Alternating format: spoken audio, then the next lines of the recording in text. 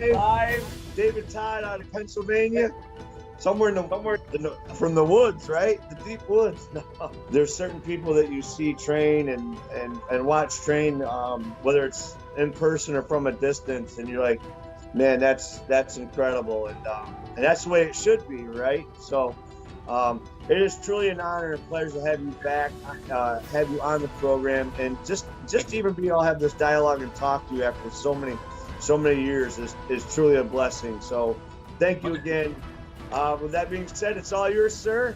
Enjoy, Good. Have fun. Thank you very much. Yeah, all right, thank you. Please mute your mics at this time. Thank you. Yeah. All right. Well, it's a pleasure to be here with everybody. So I appreciate you taking time to sort of spend a little bit of your Saturday, your weekend with us. It's going to be a little different here probably today, and I just want to give you a little bit of feedback on who I am, and then I also kind of want to put a disclaimer in there for you too. So first, I'm just Dave Todd. I'm a father, I'm a teacher, I'm somebody who is extremely blessed. Today I'm here with my son.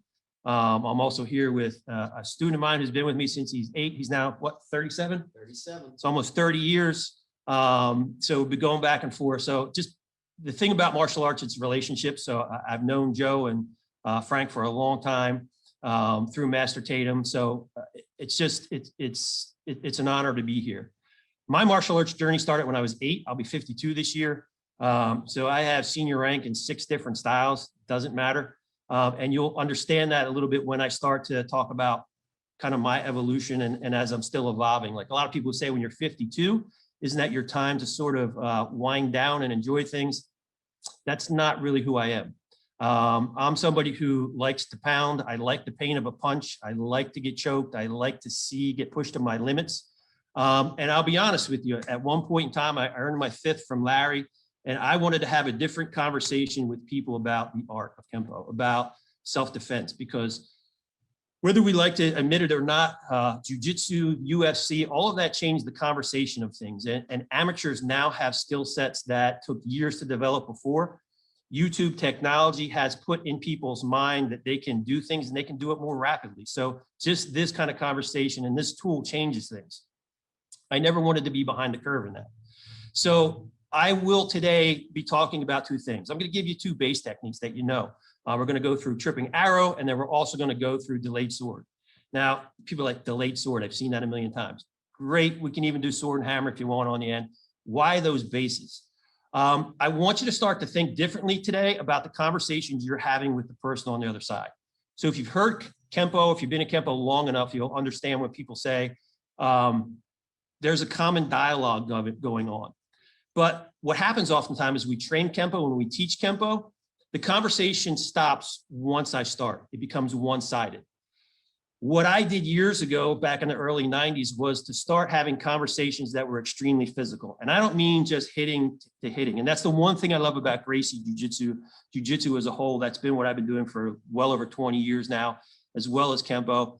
It provides you an ability to take a conversation to the very end of the finish. In other words, where you have to make the decision of how much pressure you apply. Am I going to maim? Am I going to hurt? Am I going to kill at that point?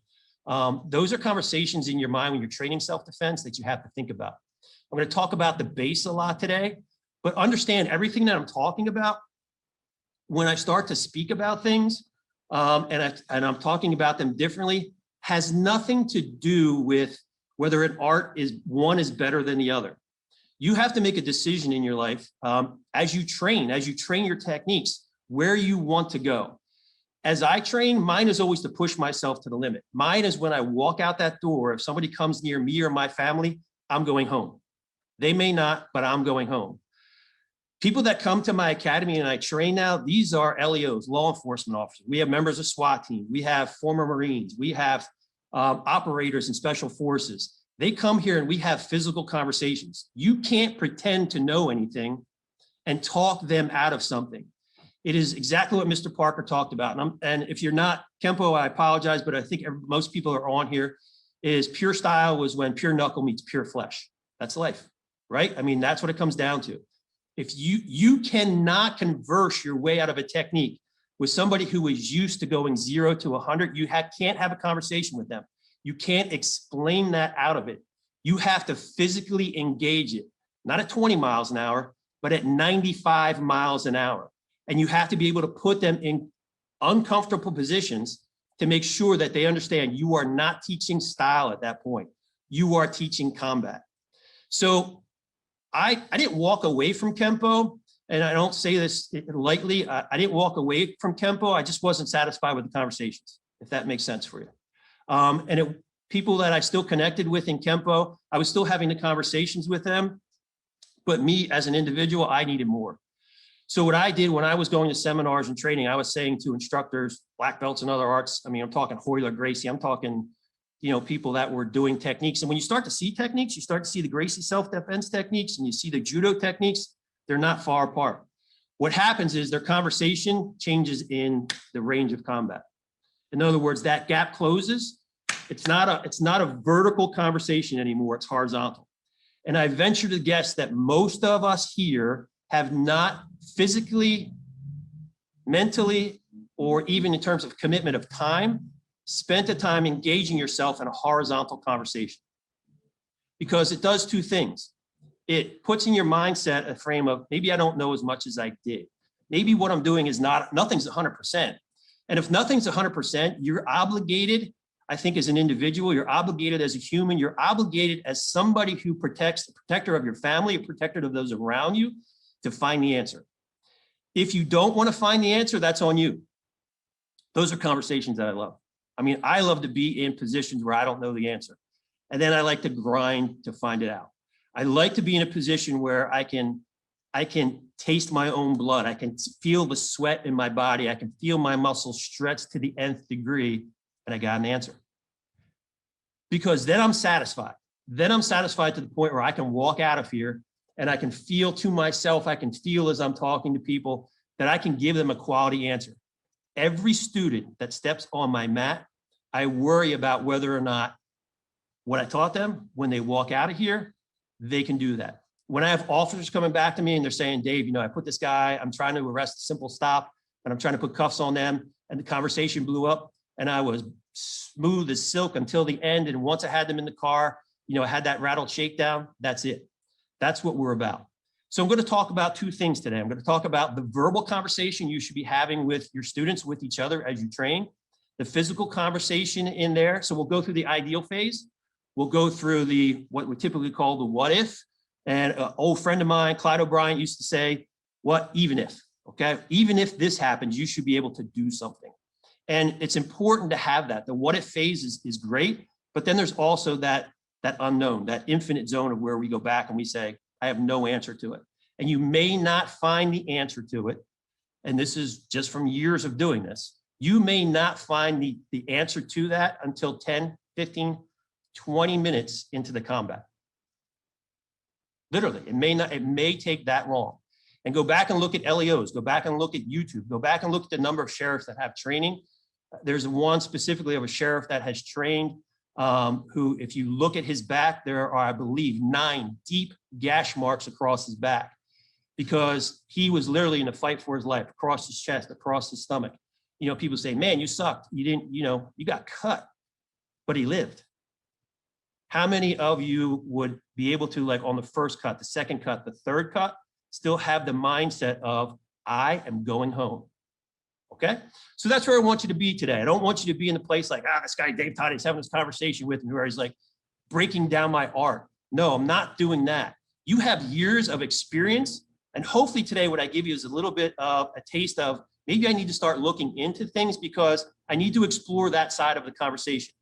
If there's 5 people in the room, you need to hear all sides. I mean, think about in the world today that we live in dynamically. Talk about politics, right? You're either 1 or 2. The world's not made up of that. The world's made up of 1, 2, and 6,000. Because you have one answer or one suggestion doesn't make it right for everybody and useful across the conversations, okay? You have to put yourself in a position where you're extremely tense, you're mentally constipated, you're physically constipated, and you can still engage. So that's what we're going to start with, okay? So we're going to start with delayed sword. And you may not really see some of these things. You may not really kind of digest it, but I want to talk about it and I want to bring up the conversation. So we're going to go through the ideal. Another disclaimer, I pardon if I'm going to curse a little bit. It's not because I like to curse. It's because you'll probably feel through the Zoom meeting, you'll feel your body go up, you'll feel your adrenaline go up, and you'll be like, what would I do if that person was saying something to me? Okay. All right. So let's start with some simple stuff here. TJ's been with me for a while. So TJ's been with me since he's 8, started in the Tracy system. So we'll start with the late sort. And then what I'm going to do is I'm going to give you a couple things. I'm going to give you the ideal. I'm going to give you the verbal conversation that I think is going to be helpful for you. And then I'm going to use my son Jake to put in some judo, some takedown techniques. And at some point, if you guys are interested, that's fine. If you're like, hey, Todd's I don't really understand what he's talking about, that's fine. But I would be more than willing to pass on to Joe, like techniques, video, short clips of, hey, here's how you extend the conversation. Here's how you become proficient in speaking to one another and engaging each other. Okay. So let's take the leg sword. Ideally, he grabs me. I start the conversation, right? So ideally, I make the pin, I step back, and as I drop my weight, I make my first strike, and I hit, okay? So that's if all goes well. But if someone takes or has the intention to grab you, there's already aggression. The aggression is built in their mind. So what I want you to do, especially if you have a partner, is I don't want you to start your technique like this. If you watch TJ's feet as they move, that's how you should be able to start it. And then you're going to get also the verbal piece that's going to give you the adrenaline though. Notice his hands are here. I remember talking to Larry Tatum one time. We were having a discussion about people, and he would always talk about Kempo like you were a quick draw, right? So if I'm on the street and I'm here, and it's who is the old shootout, who can move from here to here fastest, okay? This is that's a long motion that takes a while to get to and allow you to kind of get your body in that conversation. If I'm here on the street, like, yo, buddy, stop, need to relax, yo, and then I shorten the distance, okay? So you need time. But if he grabs me, he's going to be moving in such a way where he's like, what the fuck are you looking at? Are you looking at my wife? God damn it, what the fuck are you doing? He needs to have the presence of mind there to step back and make that conversation start to happen. If you're an instructor and you have kids and you have adults, here, a kid on the playground is going to get this. Man, haven't we had this conversation? And now kid being having a nice conversation here. What are you doing here? I'm going to fuck you up, boy. Oh, easy. He needs to understand that first. So if he comes up and he's like, your wife's a dirty whore, most people in our mindset from the jump, we listen to that. You need to nullify that. You need to be so confident in the ideal phase that when it happens here, dude, that you don't even, why strike? If he's just grabbing first, you check the side, start to move. I don't need to introduce anything physical, a strike, until I need to. So,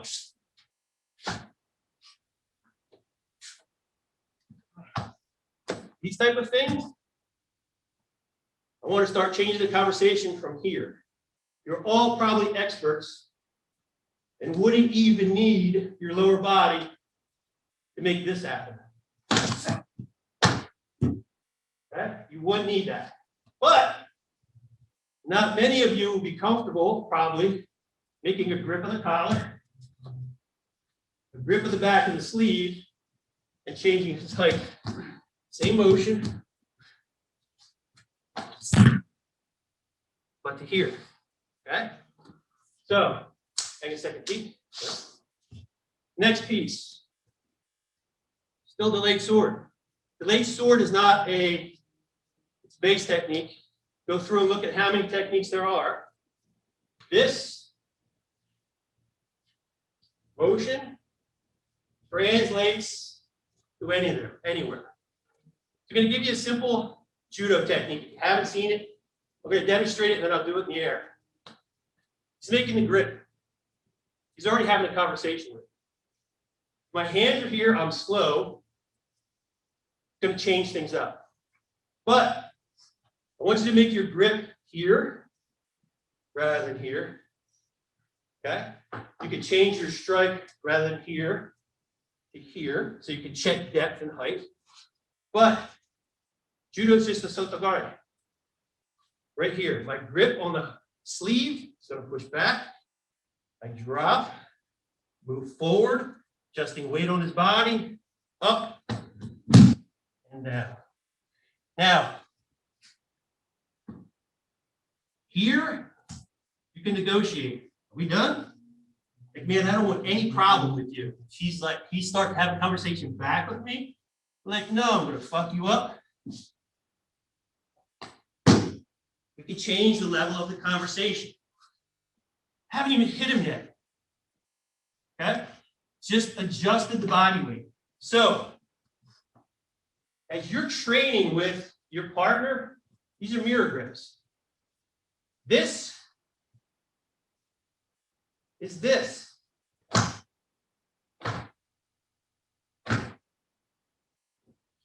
Right?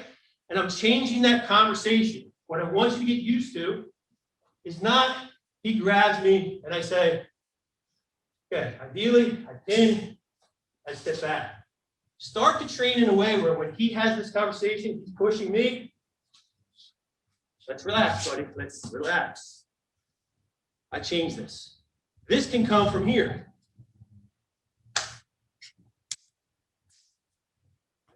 So maybe Jake's, I don't know, somebody we're talking to, or I'm talking to him on the street. Hey man, what's going on, right? And I get the guy from behind me and I start, whoa, what's going on? Whoa, relax.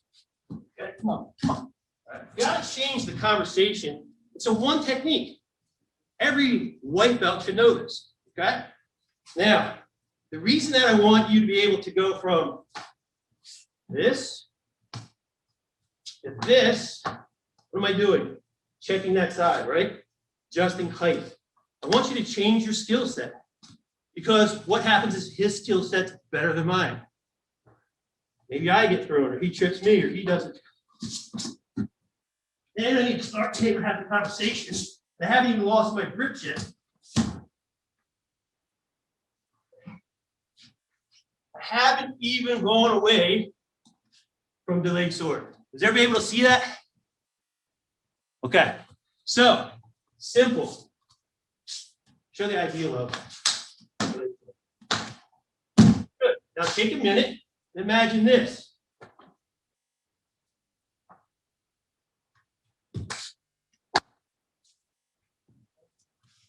Then it's an adjusted phase, okay? If you get this, I'm going to fuck you up, man. Okay, we're kind of neutral. If I let this go, that goes. There are so many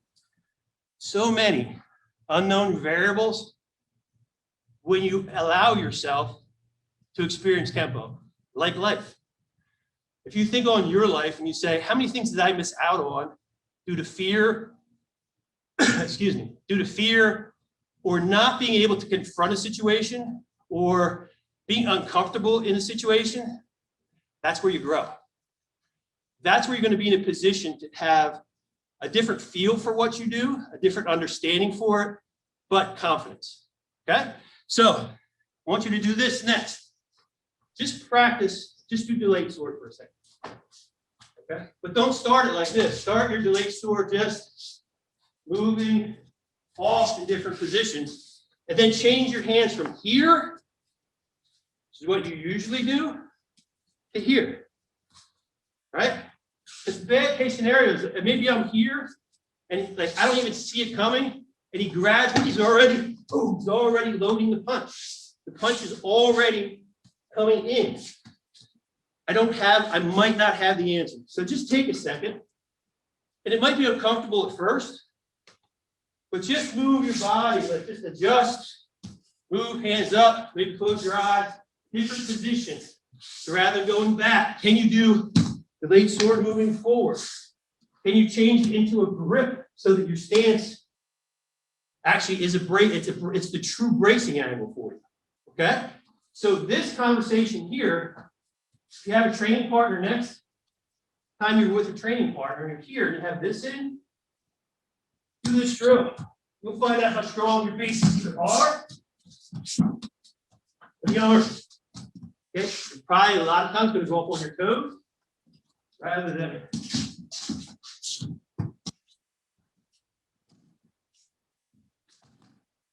stay connected where you need to be. Okay? So let's go over this for a second. Just move. Take some time. I'm going to grab a drink of water. Adjust your body a little bit and move. Okay? Everybody got that? All right. So start your stance, your position, your technique now. Thanks, sir. Not in an ideal position. Okay? Go for it.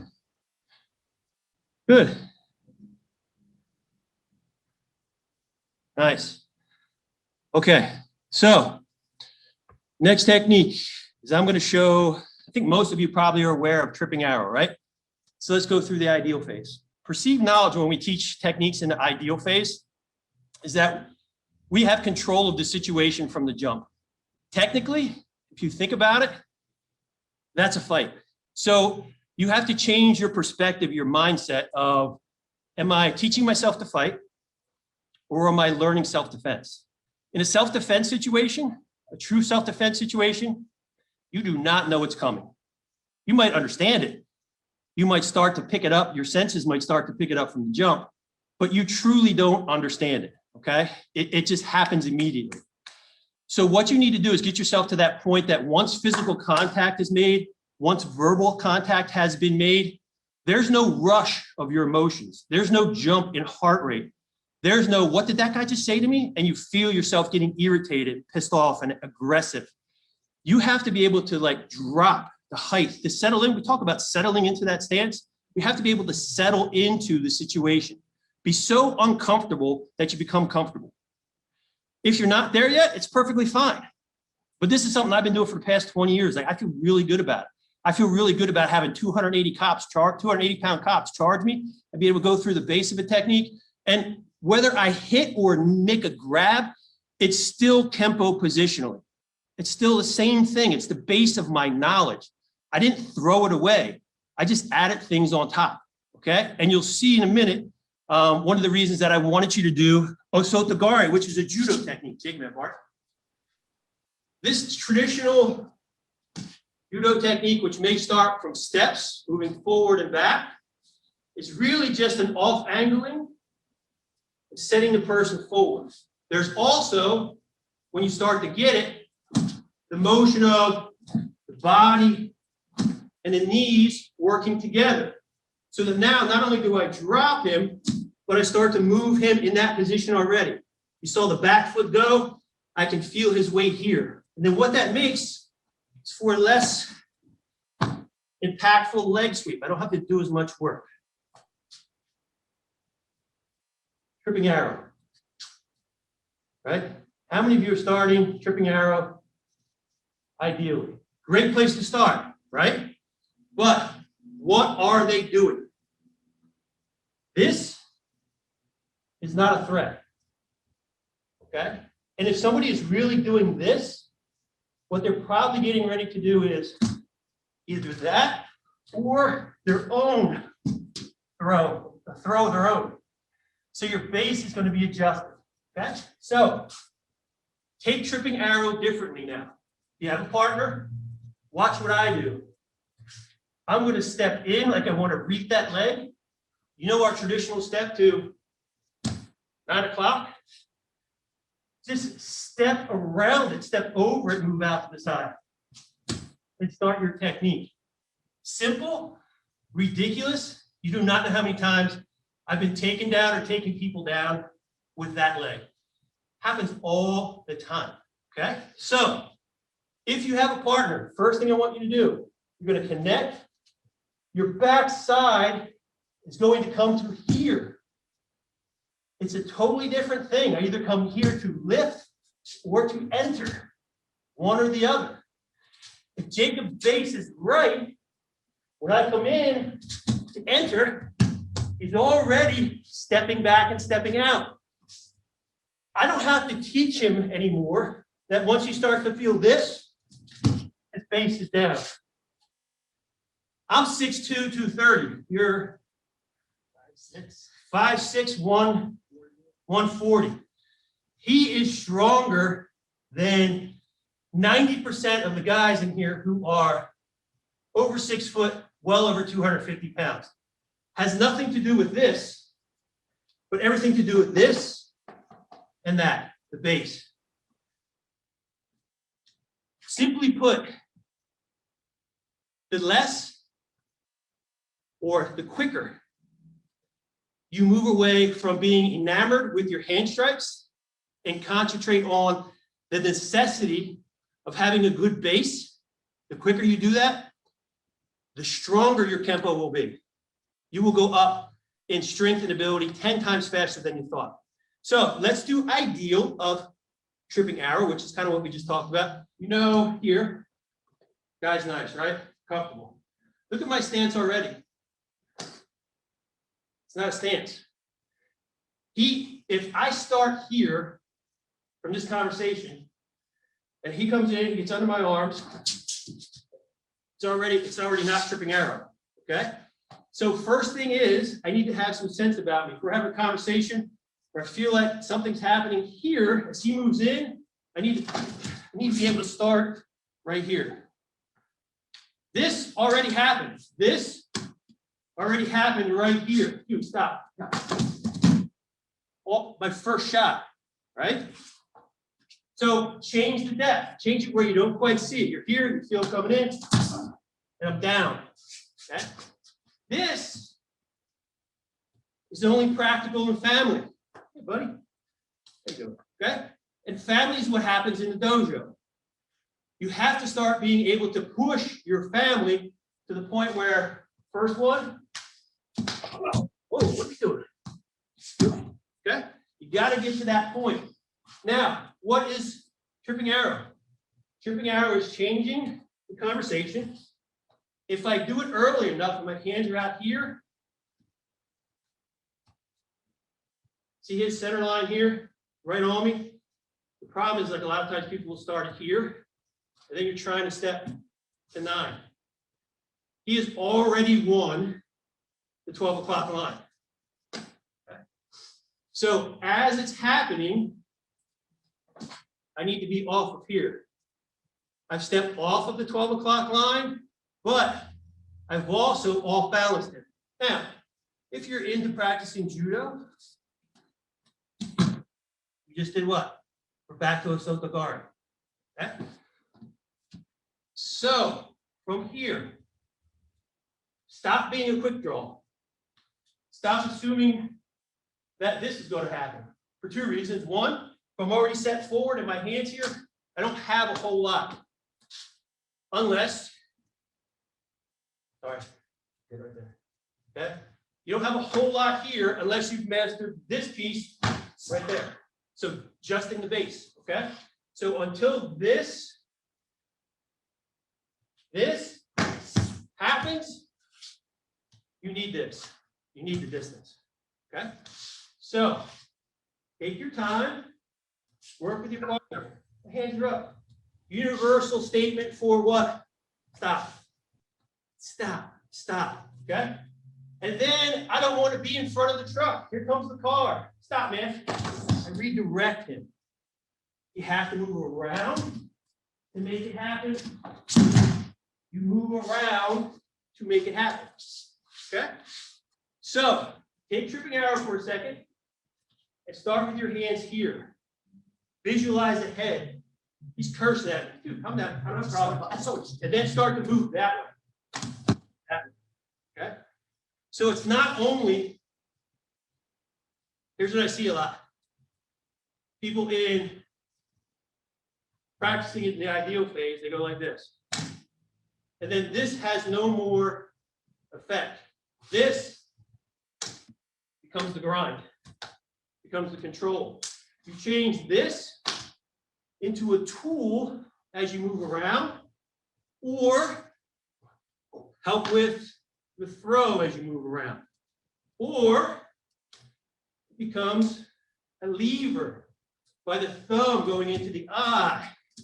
And I finish my technique. Okay? One more thing. The importance of sort of knowing your base to the point where you're extremely comfortable with it, you feel expert in it, and then starting over mentally. And the way you start, like people say, I cross-train. Cross-training isn't meant to, if it does, then you're missing something. Cross-training isn't meant to delete or take away your art. Cross-training is to say, okay, what if this is all I have? Because you spent years like refining a tool. Use it. Be comfortable with it. Don't throw it out because somebody comes up and gives you a different problem. You just have to find a different solution. Don't throw away what you used to know in favor of what they do. That's why people jump from art to art. That's why they feel really inadequate. Your Kempo is the base. It's full of really good stuff. But what you need to do is say, okay, there's no way I'm ever getting rid of my Kempo or whatever art it is because I like it. I love it. I've learned a lot from it. You've invested in that time. Anything else needs to enhance what you started. If it doesn't, you're going to be in the constant cycle of being reborn every time. You're born already. You've had growth in the art. Continue to growth and spike. Okay? So one little thing I want to show you and leave you with, and then I want you to be able to do it for either tripping arrow or for delayed sword, because really I'm in the same position, whether in front of me, where I move back and I engage them on the diagonal on a different plane. It's a different conversation. So take your hands from here, and all I want you to do is think about, like, if you're in a horse stance or I'm on the 9 to 3 o'clock line, if I sweep up to 1:30 or 2:30, I use my instep to hit, okay? That little motion, it's just called knee wheel. I pull back with my opposite hand, so my left foot's pulling back, my left foot's going forward, my right hand's still pushing. So let's say you get into contact manipulation in a technique for delayed sword, right? And I'm here, and I'm adjusting. If I take my left foot and I feel him step, or start to see him step, that is opportunity. It's only opportunity if you start to train and open your mind. And that opportunity comes from here to there. I essentially put a branch or an obstacle in front of his foot because I know, okay, and it might take 1 or 2 steps. I might see him step with his left, then his right, okay, and then I have to adjust my body with him. But if he steps here and I know he's coming on that foot, all the weight is planted on that foot. And all I'm doing is redirecting him in front of me. It's a shame with all the years and time that you have, and this happens a lot, where people say, well, judo answers it this way. I have this conversation all the time. I had the conversation with our judo master. It was like, well, judo addresses it this way. I've had the conversation with Julio Gracie. I've had the conversation with, you name it, a bunch of different people. But it doesn't change. I don't change it, say, oh, you win the conversation. All I do is like, here's what we do. Watch how I add all of this to the top. So what if delayed sword, if you were standing here and the guy actually had a judo grip on the back of your hand? Like, I can't do delayed sword anymore. He's got control. I might be able to use this, but if he's a really good judo player, I'm already up on my toes. But if I get the bad spot here and I start to drop back, now, and you have some jiu-jitsu training, conversation totally changes. Okay? So, point of today, Kempo is fantastic. I love it. I love the feel of it. I love the dominance of it.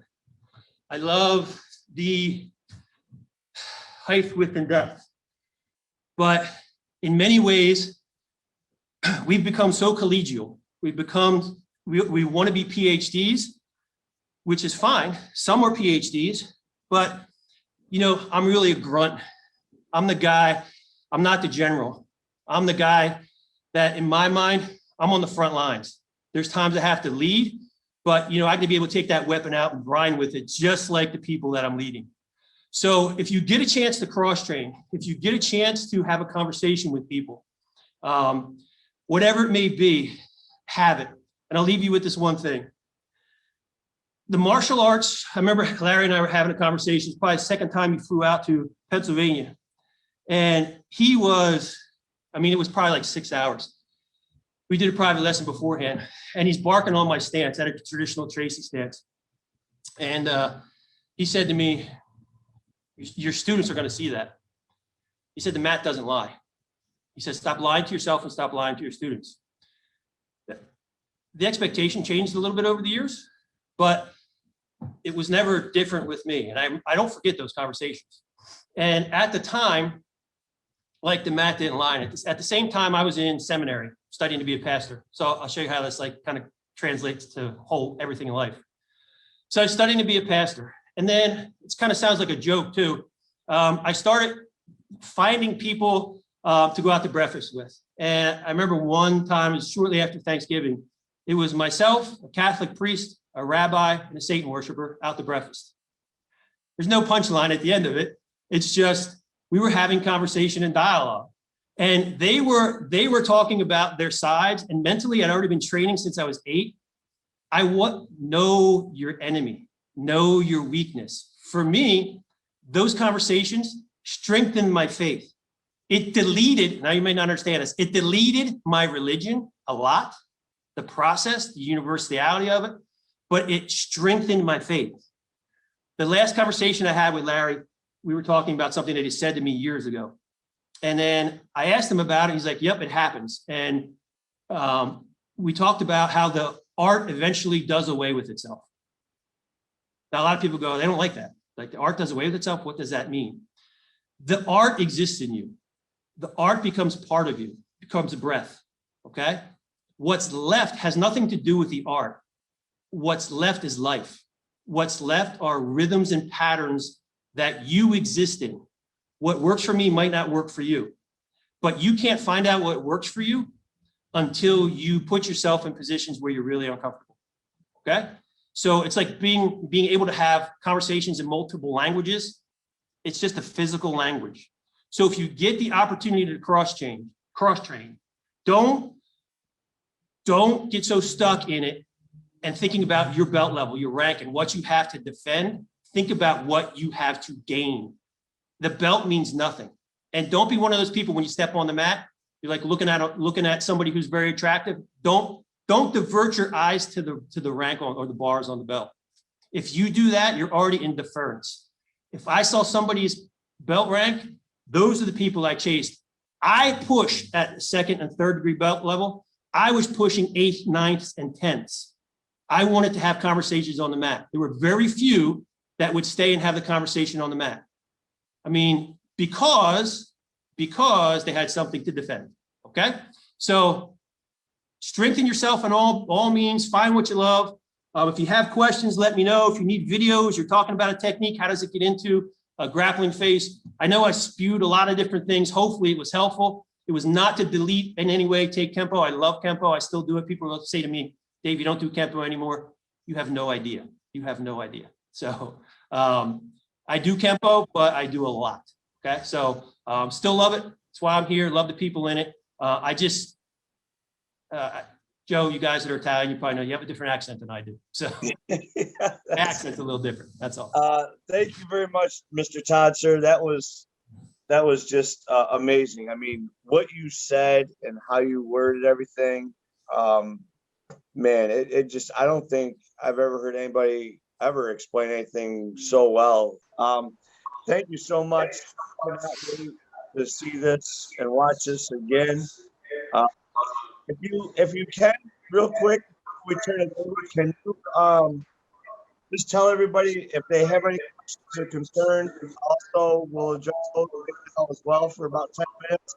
So I just want to make sure that people know how to reach you, as long as you're okay with that. If they want to maybe set up a seminar or do something via Zoom, come visit you, whatever the case may be. So if you could do that, and then we'll field questions and comments, I'd appreciate it. Sure. So first of all, guys, I just put my email in the chat box. Feel free My cell phone, if you ever want to contact me about anything, if you have a question, feel free to text, whatever the case may be.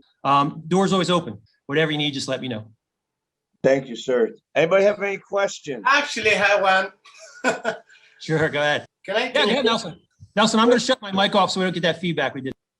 Yeah, sure. No, don't worry. You don't have echo. The way you start with that statement of universal statement of for stop, that's for me is really good.